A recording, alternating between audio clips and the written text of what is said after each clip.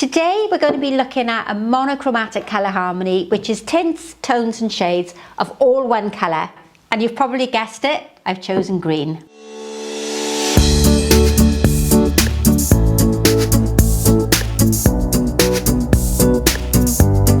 So welcome back to today's tutorial. We're going to look at an arrangement today that only uses one colour. Pretty obvious, it's going to be green. This is my design ready for St. Patrick's Day celebrations, which happen on the 17th of March. So hello to everybody with Irish heritage. I'm going to do a celebratory type of design, something that you could put on display when you're celebrating over the weekend. So I'm starting with choosing a container that's the same colours of my flowers. So everything is a dark colour green or a light colour green. We might have bright lime greens, we could have really dark lush greens, but they're all various tints, tones and shades of green. Tip 1 is to vary the colours.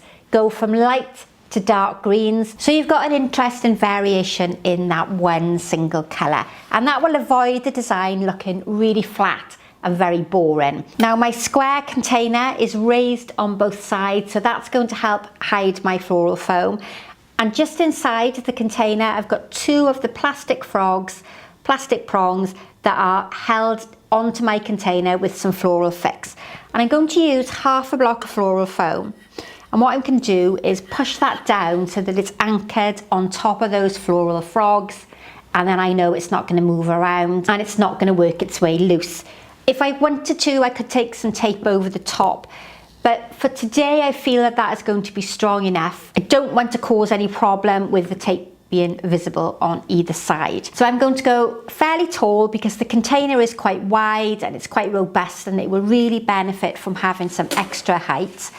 And I'm going to start with a florist greenery. This is called soft ruscus or Italian ruscus, and everything that I've got today is from the florist supply. So if you're used to seeing me do supermarket flower demonstrations, then you're in for a treat today because we've got some unusual or different flowers. This is soft ruscus, sometimes referred to as Italian ruscus, and I've chosen this because it has a bit of flexibility, and it's going to give me that really lovely curved shape. And I'm going to place this on what is going to be the outside edge. Get that nice and deep into the foam. When you've got height, always consider getting that stem in quite deep so it counterbalances the height. And I'm going to do the same with the second piece, slightly shorter, but exaggerating that curve of the first piece of the ruscus. And straight away I've got some height, a little bit of width starting to take place on that one side. Beautiful curved material. If you haven't got a florist shop nearby and you can't get hold of material like this, then just look for something in your garden that will give you that really nice curved shape.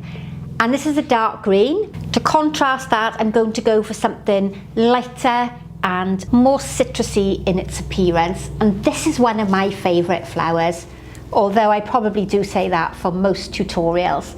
This is Monochromatic, or commonly known as Bells of Ireland, which is one of the reasons that I've chosen it today. So it's a lighter shade of green, so it's going to give me a bit of contrast against that ruscus, but it's a very different shape. Now you'll see that it's got a really natural, beautiful curve, and that's created because the flower stem likes to move towards the light. And I've had it flat while I've travelled back from the wholesalers, and it's almost turned away from gravity looking for some light. And it works really well in this type of arrangement because it gives me lovely movement from one side of the arrangement to the other. Now I'm going to try and find another piece that's also going to give me that interesting curve, but I don't want it to be exactly the same. I want it to be slightly different, so that it really exaggerates that unusual shape. Isn't that lovely? Now the Monochromatic is part of the mint family, so it does have quite a distinctive smell. Not everybody likes it, but I find it quite pleasant. And on the opposite side, just to bring a bit of colour link with the lighter shade of green, I'm going to add a straighter piece in between that ruscus foliage. Not too close to the edge of the foam, otherwise it's going to fall out. But we've got that interesting curved shape running from one side to the other, and plenty of what we call negative space here in the middle. Now I don't want to overfill that centre section there. I want to keep that centre space fairly clear, but what I am going to do is use these ginormous anthurium leaves really low down at the base. It's going to cover a huge piece of floral foam very quickly and give me some visual weight there at the bottom. So a very solid flat texture alongside the texture within this Bells of Ireland, and that links quite well to tip number 2. When you're creating a design of one colour, always remember to have a variation in textures. Flat surfaces against fussier, fluffier surfaces to make that design look more dynamic and more exciting. Now I'm going to introduce the chrysanthemum blooms, and we have worked with these a few times in the past. Now to break up that very solid feature at the front there, I'm going to introduce some of the chrysanthemum blooms.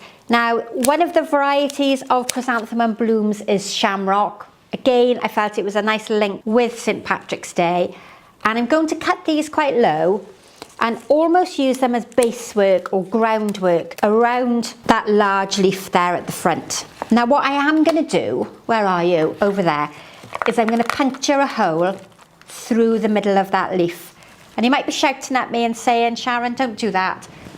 But it's really going to help create that quite unusual modern feel to the arrangement. So we've got a lovely cluster of the lime green, feathery type of textured chrysanthemum there at the base, and that could be a big hydrangea head in the autumn if you're lucky enough to have them in the garden, or you could do a group of roses or carnations. It's still going to give you that very dynamic appearance. Now tip number 3 for this style of arrangement is to leave plenty of gaps between your material. This is called negative space, and in modern designs it's used to create emphasis on your individual flowers. Now during lots of these tutorial videos I talk a lot about the principles and elements of designs, and they're almost like the rules or the building blocks for floral design. And if you're not familiar with them and you don't really understand how they work or how they're applied in floral design, then you'll find over on Etsy, and I'll put a link down in the description box, that I've got some digital downloads that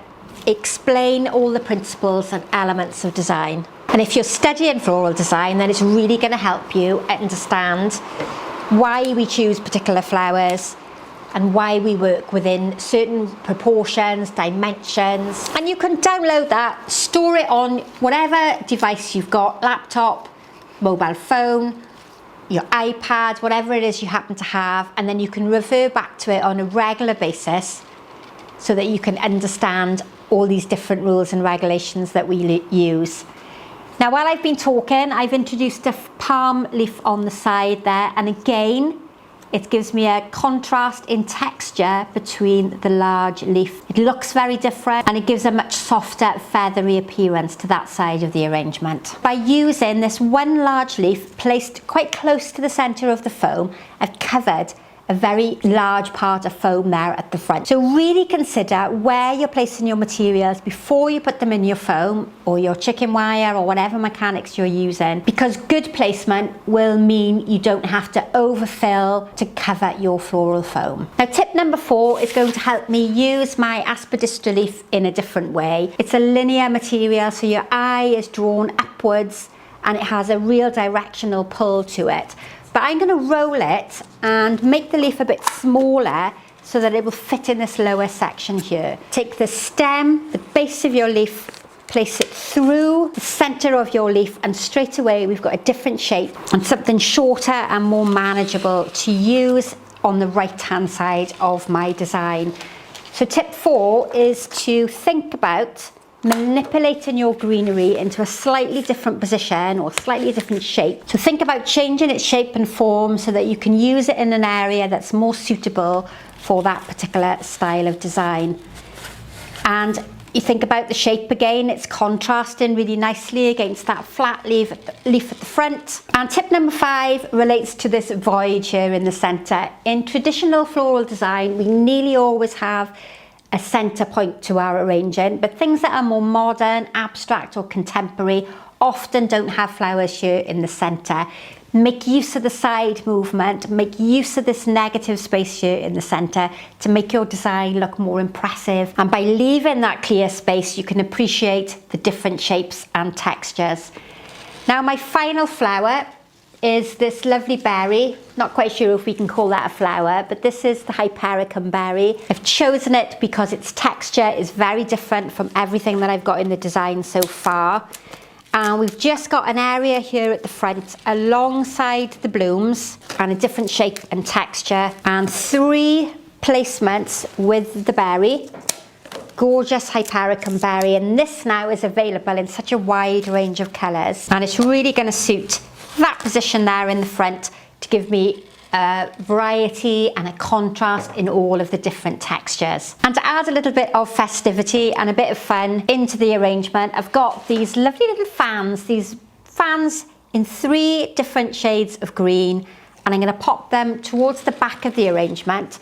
I don't want to overfill that space. So what I've done is I've used an ordinary kebab stick, can be an old branch cut from flowers, and I've just stuck it to the base of these decorative fans that you can buy for decoration. They're often used for parties and weddings. It's going to give me a beautiful colour link between all the other shades of green. And I'm just thinking I'm going to remove that one because the colour is very similar there to my lime green chrysanthemum. I'm going to put the darker one there instead. I'm going to bring this around to the side.